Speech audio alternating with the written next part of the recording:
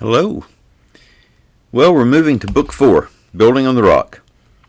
This is the last book, so we'll be here for a while, and then we'll see if we still need to carry this on.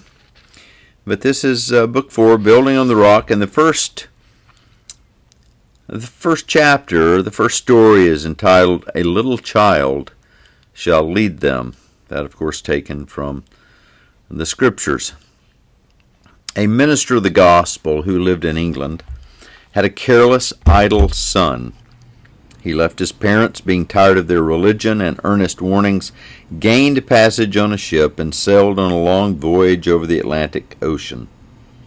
His distressed parents grieved over him and followed him with their prayers and with godly advice in their letters to him. The ship on which this young man sailed anchored during the course of the voyage in the harbor of one of the beautiful islands of the Atlantic. They stayed there for some days, taking in cargo.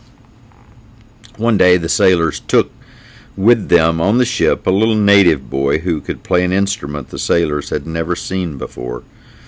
The sailors were fascinated, and the boy was happy to play for them. At last the boy asked the sailors to please bring him to shore again, but the sailors wanted him to stay longer. "Oh," cried the little boy, "I really must go. A good Christian missionary has come to the village where I live. From him I've learned all I know about Jesus Christ, in whom I wish to believe. He always meets us at this same time of the day in the shade of the big tree to tell us more about Jesus, and I do want to go and hear him." The sailors were quite touched with the earnestness of the boy, and at once rowed him ashore. But that thoughtless son of the English minister was especially struck by the words of this native boy. He couldn't stop thinking about those words. They penetrated deeper than his conscience, right into his heart. "Here am I," he said to himself, "the son of a minister in England, knowing far more about Jesus Christ than this poor little boy, and yet I do not care about Jesus.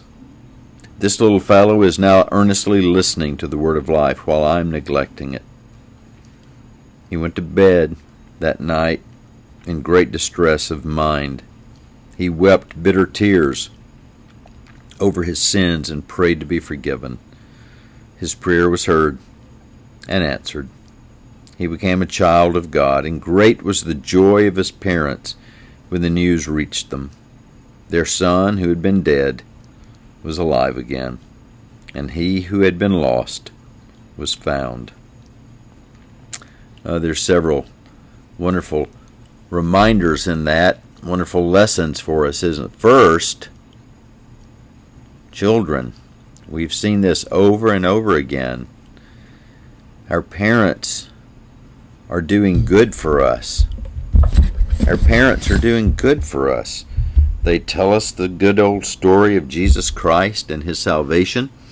They bring us to church, to Sunday school, to catechism. They teach us catechism at home. They read the Bible to us at home. And yet, we think we're wiser. We think we know more than Jesus. We certainly think we know more than our parents, and we go off, and every one of these stories has ended poorly, hasn't it? For these children who leave the home and think they're going to do better away from Christ, away from his church. Well, another lesson in this is that God's covenant faithfulness endures forever. Did you notice? This is a covenant child.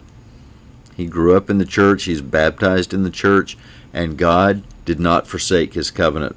He kept his word and kept bringing the truth into this young man's life, and that truth finally penetrated his cold heart, and God saved him. So let's never quit praying for our loved ones.